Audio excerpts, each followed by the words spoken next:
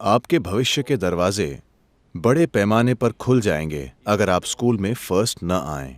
आप वास्तव में देख सकते हैं कि मैं अपने जीवन में क्या कर सकता हूं। 5 लोगों की टीम बनाएं और एक दूसरे के लिए हर विषय में ट्यूशन दें। लोग जीवन के हर पहलू को ऐसे ही लेते हैं। परीक्षा का मतलब है उनका पेट खराब हो जाता है। मैं बहुत अच्छे से जानता हूं क्योंकि मेरा भाई एक फार्मेसी चला रहा था मैसूर में, और परीक्षा का मतलब था कि हर कोई आकर पेट ठीक करने की दवाई लेता था और फिर परीक्षा देने जाता था, नहीं तो वे परीक्षा हॉल को गंदा कर देते।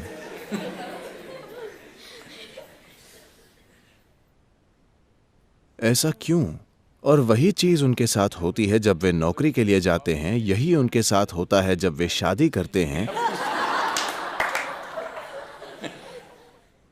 वे बस हर चीज से डरते हैं।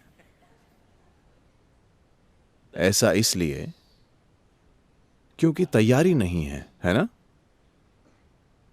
वजह यही है कि आप किसी चीज को लेकर घबराए हुए हैं। मैं अभी कुछ लोगों से बात कर रहा था। पिछले 3 बार जब हमने यहां हेलीकॉप्टर मंगाया, 3 अलग अलग पायलट आए। मैं उन्हें देख रहा था, वे बहुत ज्यादा घबराए हुए थे। उन्हें 3000 घंटे की उड़ान का अनुभव था। मैं बस 100 घंटे में पायलट बना हूं। मैं बहुत खुशी से हेलीकॉप्टर उड़ाता हूं, किसी भी चीज के बिना। इस हद तक कि अमेरिका में मेरे इंस्ट्रक्टर से हमारे एक व्यक्ति ने पूछा, आप सदगुरु के बारे में क्या सोचते हैं? क्या वे आपके लिए अच्छे छात्र रहे हैं? और ऐसी सारी चीजें। उन्होंने एक चीज कही, उनके बारे में मेरी एक ही चिंता है, लगता है कि वे मौत से नहीं डरते। उन्होंने पूछा, इससे आपका क्या मतलब है? वो बोले, चाहे आप इंजन बंद कर दें, वे मुस्कुराते रहते हैं और जो करना है वही करते हैं। हेलीकॉप्टर में ये एक बड़ी चीज होती है, ऑटो रोटेशन। मतलब आप इंजन बंद कर दें और इंजन के बिना नीचे उतरें, हमेशा एक इमरजेंसी की तैयारी में। आपको समझाने के लिए इसमें क्या है, जो ट्रेनिंग क्राफ्ट हम उड़ाते हैं उसमें इंजन बंद हो जाता है, आपको एहसास होने के लिए। देखिए, इस एहसास में थोड़ा समय लगता है। आप लगातार उड़ रहे हैं, इंजन फेल होता है, तो आपको जानने में कि इंजन फेल हो गया है ये समझने में 2-3 सेकंड लगते हैं, क्योंकि रोटर अब भी शोर कर रहा है। सिर्फ एक वाइब्रेशन खत्म हो जाता है और हाँ, मीटर बंद हो जाता है। लेकिन अगर आप मीटर नहीं देखते और किसी से बात कर रहे हैं और वाइब्रेशन देखने से चूक जाते हैं, तो आपको पता भी नहीं चलता कि वो फेल हो गया है। लेकिन ये आपको ज्यादा से ज्यादा 7 सेकंड देता है। 7 seconds is all you सिर्फ have. 7 सेकंड में आपको 3 जरूरी चीजें करनी होंगी। अगर आप वो 3 जरूरी चीजें उन 7 सेकंड में नहीं करते तो आप मर जाएंगे। आप आखिरी उड़ान का मजा ले सकते हैं। तो जब हम बिना किसी चेतावनी के उड़ रहे हैं, एक प्रशिक्षण ये है कि वे इंजन बंद कर देते हैं। तो मैं बस वो करता हूं जो मुझे करना है और बहुत उत्साहित हो जाता हूं। और मैंने 100 से ज्यादा ऐसी लैंडिंग की हैं। तो वे बोले, मैं सच में उनके लिए डरता हूं क्योंकि उनमें डर नहीं है। मैंने कहा, मेरे पिता की भी यही समस्या थी, सिर्फ आपकी नहीं। मेरे पिता अपना सिर पीटते हुए बोलते थे, इस लड़के के दिल में कोई डर नहीं है, इसका क्या होगा? मैं कभी नहीं समझ पाया क्यों। Why is fear a qualification? डर एक काबिलियत क्यों है? डर एक गुण क्यों है? जागरूकता एक गुण है, सजगता एक गुण है, ज्ञान एक गुण है, आखिर डर एक गुण क्यों है? तो अगर आप अपनी परीक्षा को लेकर बहुत डरे हुए हैं, आप अच्छा करेंगे, क्या ऐसा है? आप किसी इंटरव्यू के लिए बहुत डरे हुए हैं, आपको अच्छा करना चाहिए, क्या ऐसा है? आप शादी करने से बहुत डरे हुए हैं, आपको अच्छा करना चाहिए।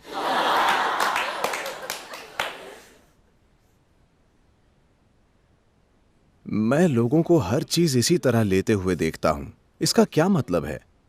इसलिए कोई ऐसे सोचता है, बोर्ड परीक्षा, आगे जाकर मेरा क्या होगा? आपके भविष्य के दरवाजे बड़े पैमाने पर खुल जाएंगे अगर आप स्कूल में फर्स्ट न आए, क्योंकि फिर कई सारे अवसर होंगे। अगर आप 99% लाते हैं तो आप मेडिकल कॉलेज पहुंच जाएंगे। या आपको 90% आते हैं तो आप इंजीनियरिंग कॉलेज पहुंच जाएंगे। अगर आप 65% लाते हैं तो आपका जीवन खुल जाता है। आप वास्तव में चारों ओर देख सकते हैं, मैं अपने जीवन के साथ क्या कर सकता हूं।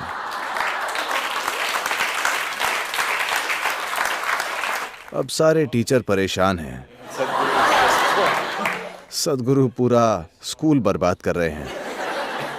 आप में से जो लोग 12वीं की परीक्षा और 10वीं की परीक्षा देने जा रहे हैं, मैं चाहता हूं कि चाहे टीचर ये करें या नहीं, उन्हें भूल जाइए। मैं चाहता हूं कि विद्यार्थी अक्टूबर के अंत तक अपना पाठ्यक्रम पूरा कर लें और परीक्षा के लिए तैयार हो जाएं। ठीक है? अक्टूबर के अंत तक आप आराम से अपनी परीक्षा देने के लायक हो जाएं। अगर आपको डरना है तो आप अक्टूबर में डरिए। नवंबर में हम आपको एक और देंगे। आप उसे थोड़ी आसानी से कर पाएंगे, आप बिना टैबलेट के जा सकते हैं। दिसंबर में हम 2 और परीक्षाएं लेंगे, उसे दीजिए। जनवरी में आप मजे कीजिए। फरवरी में बस थोड़ा बहुत किताब देख लीजिए। स्कूल का आखिरी साल है, मजे कीजिए। मार्च में परीक्षा आए तो बस वहां जाइए और आप पहले ही 5 बार ये कर चुके हैं, तो दिसंबर तक आप 5 बार वही परीक्षा देकर बोर हो गए होंगे। तो आप बोर्ड परीक्षा के लिए तैयार हैं। 12वीं 10वीं 5 लोगों की टीम बनाएं, वे साथ मिलकर पढ़ें। टीम इस तरह बनाएं कि जो लोग अलग अलग विषयों में अच्छे हैं वे साथ हों और एक दूसरे के लिए हर विषय में ट्यूशन दें और टीचर उनकी मदद करें। देखिए, सीखना अगर किसी इंसान के लिए, जब आप कुछ नया सीखते हैं, जब आप कुछ ऐसा सीखते हैं जो आप नहीं जानते थे, वो आपको खुशी देता है या कष्ट? उससे आपको खुशी मिलनी चाहिए, है ना? एक इंसानी बुद्धि के लिए यह स्वाभाविक है। अगर आप कुछ ऐसा सीखते हैं जो आप नहीं जानते तो आपको खुशी मिलती है। इसे इतने कष्ट के साथ क्यों किया जा रहा है? बोर्ड एग्जाम, अगर आप जानते हैं तो क्या आप उसे गलत लिखेंगे? नहीं। हाँ, अगर आप सिर्फ परीक्षा के लिए याद करने की कोशिश कर रहे हैं तो आप उसे गलत लिख सकते हैं। परीक्षा के लिए रटने की कोशिश का मतलब है कि आप धोखेबाज हैं। आप समझे? आप सिर्फ याद करके एक दिन के लिए लोगों को बेवकूफ बनाने और ये कहने की कोशिश करना चाहते हैं कि आप पास हो गए, और आपने कुछ नहीं सीखा, आपने धोखा देना सीखा है। अपना जीवन धोखे से शुरू मत कीजिए, ये अच्छी बात नहीं है। ये आपके जीवन के लिए अच्छी बुनियाद नहीं है।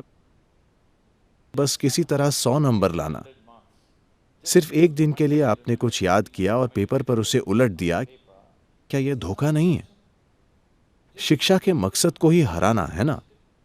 हम कुछ जानते हैं इसलिए हमें अगली क्लास में जाना चाहिए। ये नहीं कि हमने किसी तरह परीक्षक को चकमा दे दिया इसलिए अगली क्लास में चले गए। हमारे जीवन में उसका क्या अर्थ है? उसका कोई अर्थ नहीं। अपना जीवन धोखे से शुरू मत कीजिए। कोई फर्क नहीं पड़ता कि कौन आपके बारे में क्या सोचता है। महत्वपूर्ण यह है कि आप अपने जीवन में अपनी बुनियादी ईमानदारी बनाए रखें। एक इंसान के लिए यह बहुत जरूरी है। मेरा विश्वास कीजिए, यह किसी को धोखा देने की बात नहीं है, यह किसी से बेहतर होने की बात नहीं है। यह है कि मैं यहाँ हूँ, मैं अपने समय का सबसे अच्छा इस्तेमाल करूंगा। जब मैं यहाँ हूँ, मैं पूरी कोशिश करूंगा। कोई फर्क नहीं पड़ता कि कोई इसे मंजूर करता है या ना मंजूर। और कोई 2 इंसान एक जैसे नहीं होते। कोई हाई स्कूल में बैक बेंचर हो सकता है मगर वो जीवन में फ्रंट बेंचर हो सकता है। तो ये कुछ नहीं तय करता।